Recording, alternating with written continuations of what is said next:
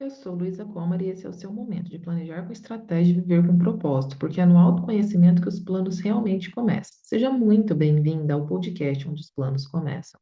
E no episódio de hoje, nós queremos falar com vocês sobre adultos fazem o que é preciso, aceitando as partes chatas do plano também. O que que acontece, pessoal? Quando a gente fala sobre planejamento, eu percebo que ainda existe uma grande romantização quanto ao tema. É como se as pessoas esperassem que o tempo inteiro todas as ações que vão ser realizadas fossem legais, fossem bacanas, e até mesmo que nós fôssemos bons o tempo inteiro em tudo que precisa ser realizado dentro de um planejamento. E a verdade é que não é assim. E esse insight de falar sobre isso com vocês surgiu de uma sessão de mentoria, na qual eu conversava muito abertamente, como eu sempre faço com as minhas mentoradas, sobre a questão do marketing. Veja bem, ela estava comentando sobre como ela tem dificuldade em realizar as ações de marketing. O quanto para ela, muitas vezes, é difícil, vergonhoso, ela sente um certo constrangimento em iniciar a sua produção de conteúdo no digital.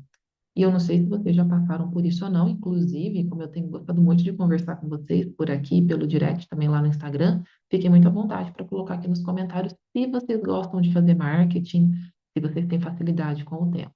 Bom, não preciso nem dizer que tendo ou não facilidade precisa fazer, tá, gente? Por quê? Porque é um canal muito importante para a sua prospecção. Quando a gente faz um plano de prospecção, fazendo um adendo aqui, dentro da mentoria, eu sempre gosto de fazer dentro do plano de prospecção as ações do off e do online. E não tem como, a produção de conteúdo é uma ferramenta muito importante para a gente prospectar dentro do marketing online. Mas voltando aqui, ela estava justamente falando sobre as dificuldades dela. E aí a gente tinha apresentado toda a questão técnica, né? Então, como funciona o algoritmo, também tínhamos trabalhado ali a diferença entre feed e stories, que tipo de conteúdo produzir nos stories, que tipo de conteúdo produzir no feed. E ela estava entendendo um pouco mais, né, como sempre acontece, a gente vai debatendo. Eu já até havia apresentado para ela, nesse momento da nossa sessão, um roteiro de quantos reels por semana, quantos carrosséis, como fazer os stories, né, uma sequência diária interessante, que não pesa dentro da agenda. E aí, depois de tudo isso, ela ainda não estava totalmente satisfeita, o que é normal dentro da mentoria, né? Porque a gente está conversando, a gente está alinhando, a gente traz a técnica, mas, como eu sempre digo, o planejamento, ele é 50% técnica, 50% comportamento. Então, a pessoa ainda estava assim, Luísa, tá, eu entendi tudo que eu tenho que fazer agora, mas eu continuo me sentindo constrangida de fazer, eu continuo não querendo fazer, eu continuo achando que eu vou fazer mais do mesmo, que eu vou falar mais do mesmo, vou falar coisas que as pessoas já sabem, ou pior ainda, vou falar uma coisa que não interessa a ninguém. E foi aí então que a gente começou a trabalhar na questão do comportamento. E para além das questões das crenças limitantes, que a gente já trabalhou com essa parceira em um outro momento, também já falei com vocês aqui em um outro episódio, eu vim trazer para ela a minha experiência, que é o que eu vou trazer para vocês agora. Vai ajudar na questão do marketing, mas também espero que ajude na questão do comportamento frente ao planejamento como um todo. E o que que eu trouxe para ela? Gente, marketing não é a minha ação favorita. Quando eu penso nas áreas e nas tarefas que cabem a mim na gestão das minhas empresas, a produção de marketing está longe de ser a minha atividade favorita. Eu gosto muito do atendimento, eu gosto muito da produção intelectual barra produção jurídica, eu gosto muito de gestão de pessoas, gosto da gestão financeira, não que eu goste de números, mas quem não adora ver uma conta no positivo, né? Então, eu gosto também. Acontece que o marketing é uma área que eu tenho muita dificuldade. Tenho uma dificuldade e ela vem de uma construção profissional também, porque vamos lembrar que eu me formei na época que marketing era pecado, né? Pensar em marketing, pensar em prospecção, você já atrelava isso à imagem do TED. Eu fui construída e forjada ainda nessa época da advocacia. Então, eu tenho essa dificuldade que vem da formação. E eu tenho uma dificuldade pessoal também, no sentido de que eu venho de uma família muito discreta. Então, meus pais me ensinaram a ser sempre muito discreta quanto ao que se tem, ao que se faz, ao que se compra.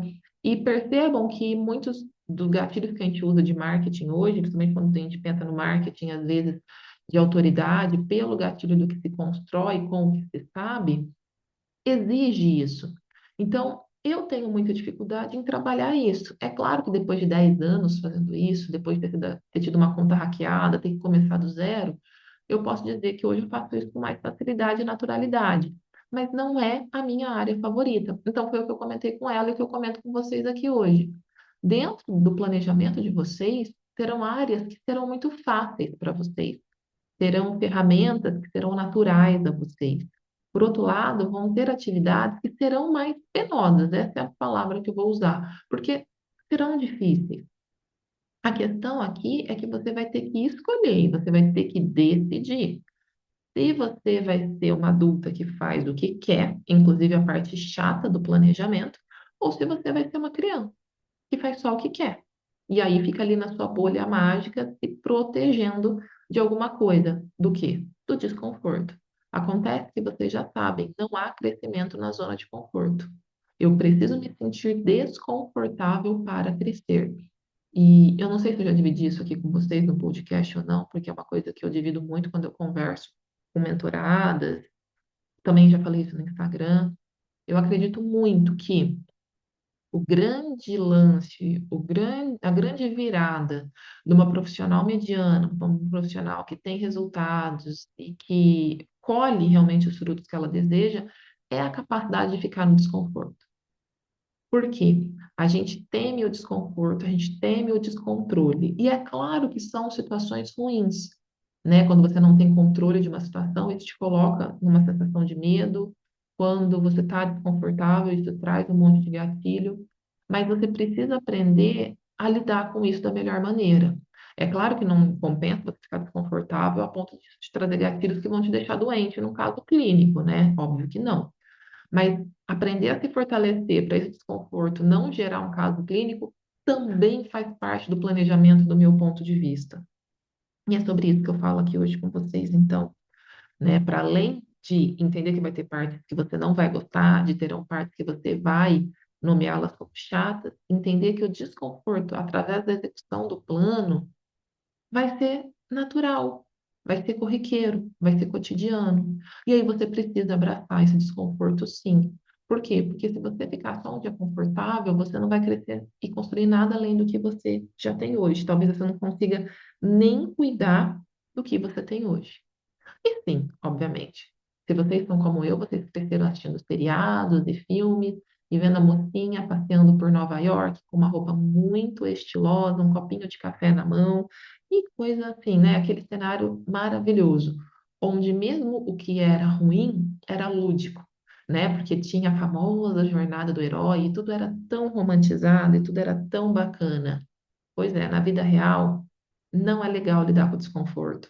Na vida real, o príncipe não aparece nos minutos finais para te salvar. Na vida real, a chefe não se transforma em uma grande mentora. Na vida real, você tem que fazer a sua parte. Sob o risco de, se você não fizer, você vai aumentar o seu número de desistências e, com isso, também o seu número de frustrações. Entenda, mais uma vez, você não vai gostar de tudo que você vai fazer e muito menos você vai ser boa em tudo que você vai fazer. Quando você faz o planejamento, e lembrem-se, o planejamento começa onde? Você já sabe, no autoconhecimento. Quando você começa o seu planejamento, você começa também a entender, a mapear. Se a gente for chamar aqui a matriz SWOT, que algumas pessoas chamam de matriz fofa, você vai começar a entender as suas forças e as suas fraquezas, de fato. E aí você vai, dentro desse plano, aprender a lidar com as forças, com as fraquezas, com as ameaças, com as oportunidades, com as inseguranças, com as ações que você gosta de fazer e com aquelas tarefas com as quais você tem que se preparar emocionalmente para fazer. E adivinha só, tá tudo bem, porque você é uma advogada. Você é a dona do seu escritório, você deseja ser a dona do seu escritório e realmente ter o maior poder e o maior controle possíveis pela sua advocacia. Então, eu espero que esse episódio chegue a todas vocês que têm medo daquilo que vocês não sabem, que cheguem a todas vocês que pensam em desistir, porque muitas vezes o desafio parece grande demais e que ao escutar a minha história aí com o marketing, vocês possam identificar onde está a dificuldade de vocês, se é marketing, gestão de pessoas, finanças, o processo em si, que muitas vezes a gente tem insegurança quando a gente se forma, e que vocês entendam que alcançar a carreira que vocês querem e os resultados que vocês almejam vai passar por fazer essas partes também, por lidar com tudo isso e por ir com medo mesmo. Espero que vocês tenham gostado.